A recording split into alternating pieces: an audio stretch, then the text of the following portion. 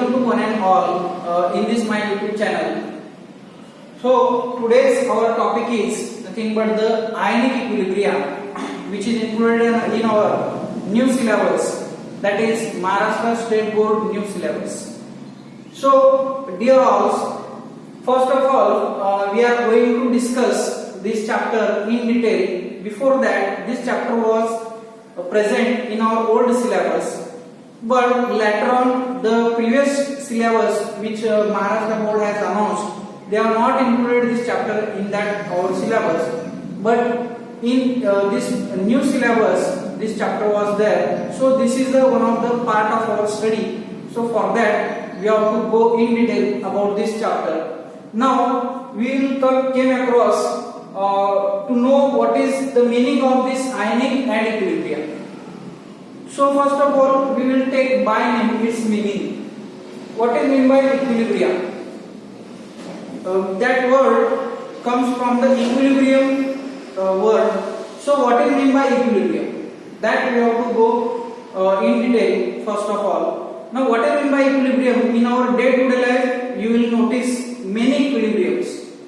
So I will take one of the good example. Suppose if you want 1 kg of sugar, what you will do? You will go to the nearest shopkeeper and he will give 1 kg of sugar to you.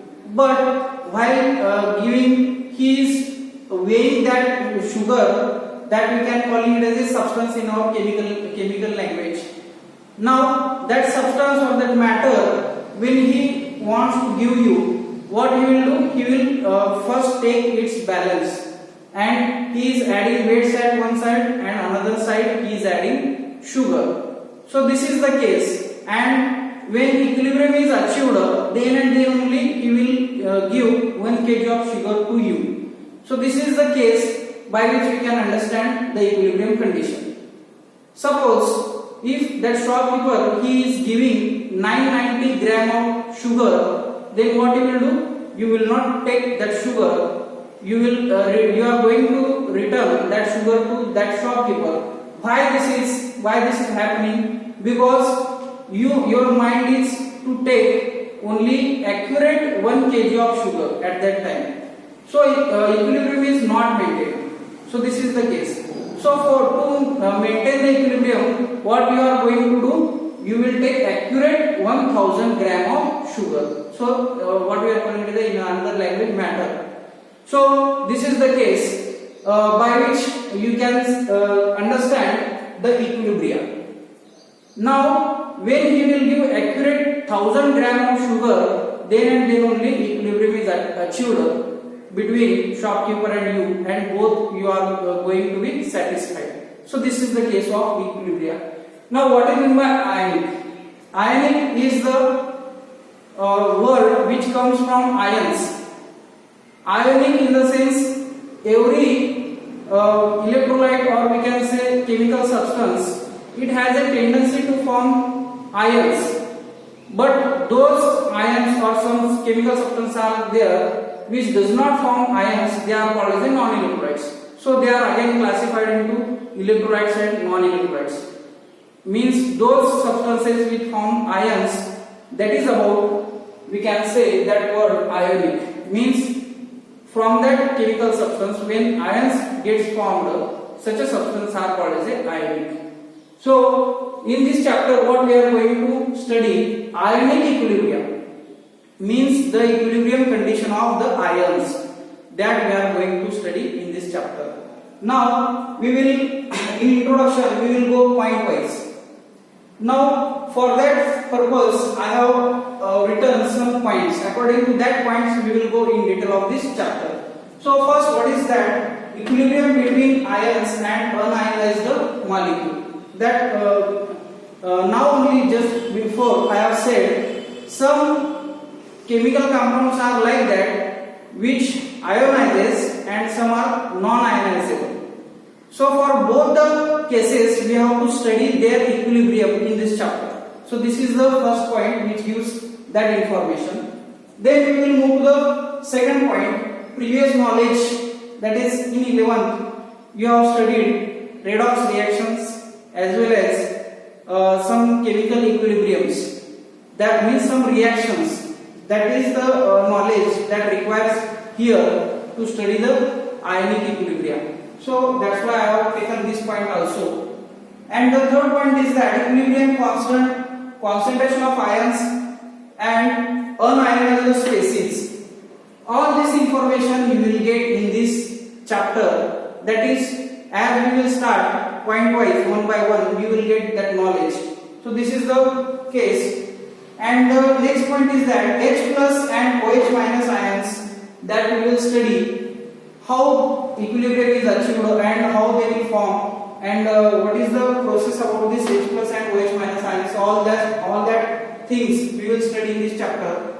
Now the next point is that unionized H2O molecule. Now unionized H2O molecule means those ions which do not ionizes in water or in any solvent.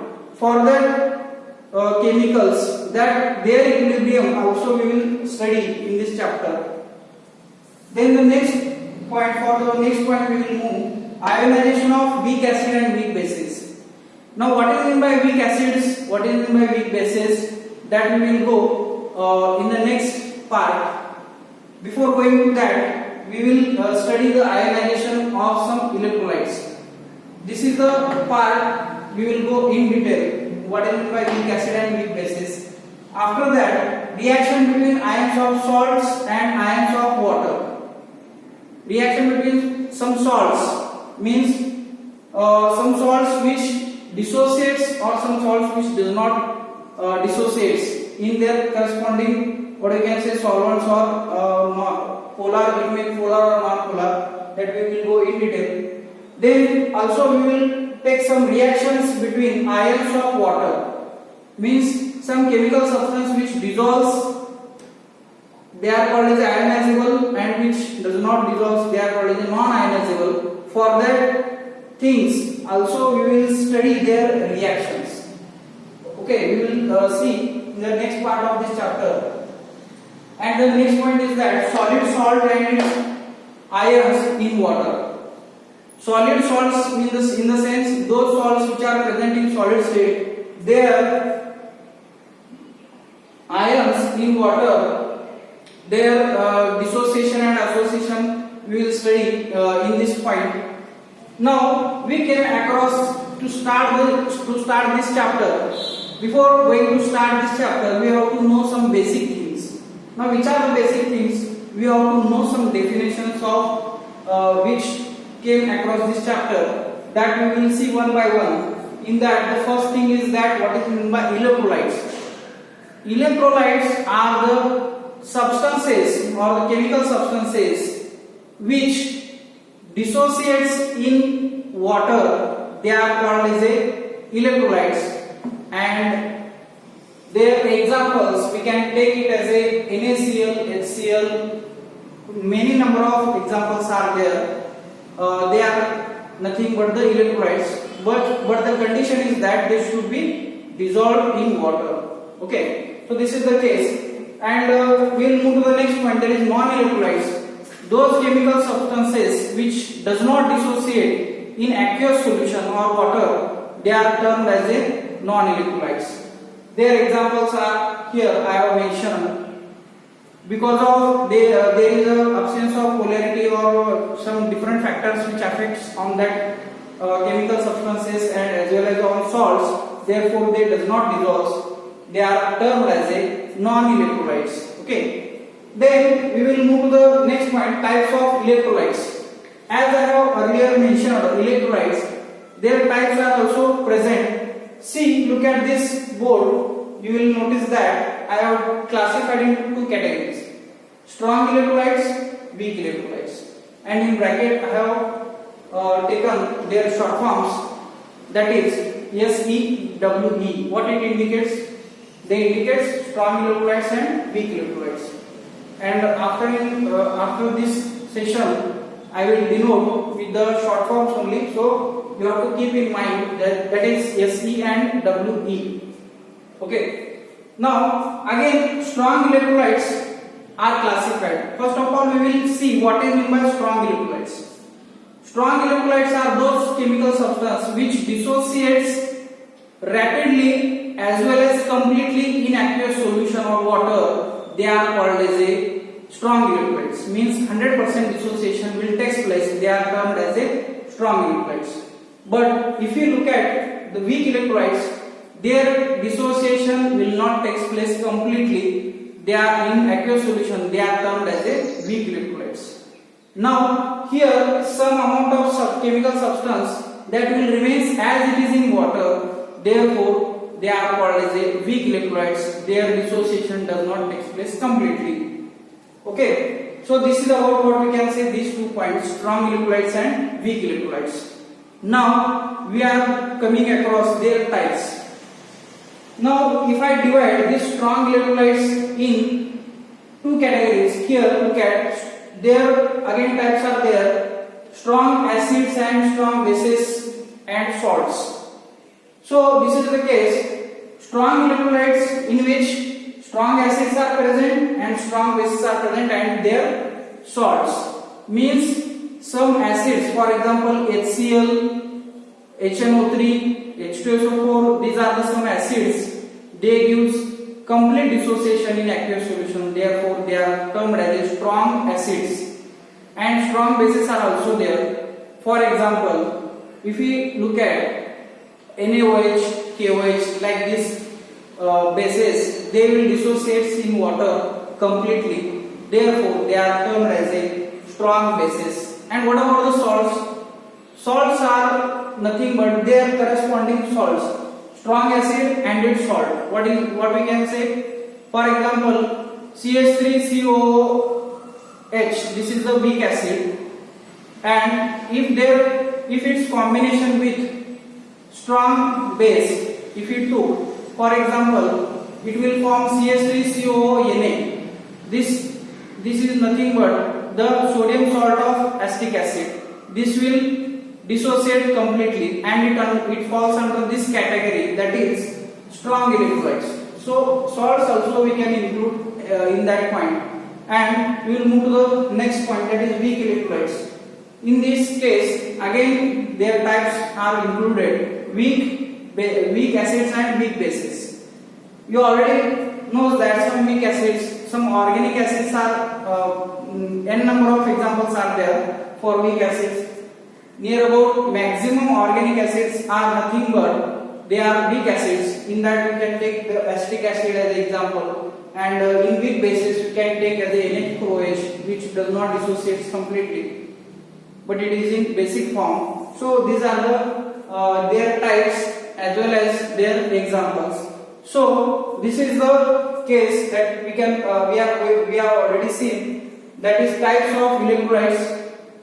Strong electrolytes in which their types and their examples also we have seen, and in weak electrolytes their types and their examples we have seen.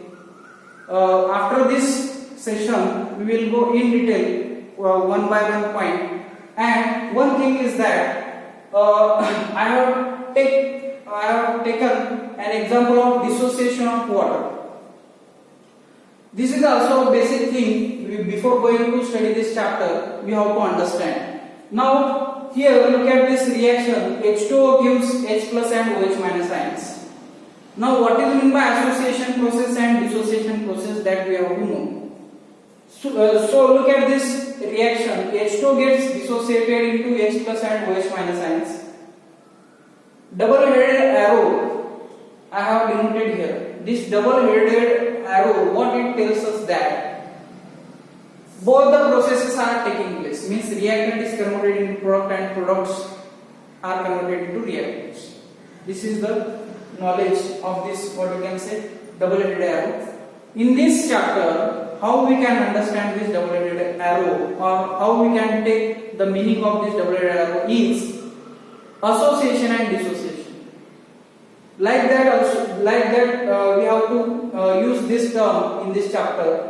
Now here when H2O is converted into H plus and OH minus ions, means dissociation is taking place, and when both these ions combine together they will form H2O. We can say that here we have used association, but ions when converted into molecule, at that time we can say that association takes place. First dissociation is taking place, and in second case association is taking place. So this is the term, that is the meaning of double-ended arrow, which we are using again and again in this chapter. So this is about what we can say introduction of this chapter. In next video we will go in detail about this chapter. Thank you very much.